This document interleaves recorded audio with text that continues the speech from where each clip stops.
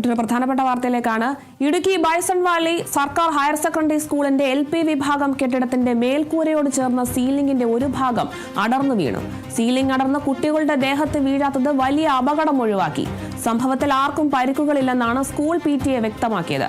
ഏതാനും മാസങ്ങൾക്ക് മുൻപായിരുന്നു ഈ കെട്ടിടത്തിന്റെ നവീകരണ ജോലികൾ നടത്തിയത്.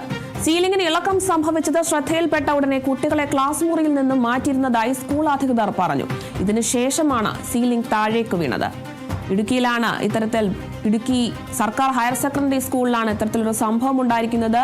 ഇടുക്കി ബൈസൺ വാലി സർക്കാർ ഹയർ സെക്കൻഡറി സ്കൂളിന്റെ LP വിഭാഗം കെട്ടിടത്തിന്റെ മേൽക്കൂരയോട് ചേർന്ന സീലിംഗിന്റെ ഒരു ഭാഗമാണ് അടർന്നു വീണിരിക്കുന്നത്.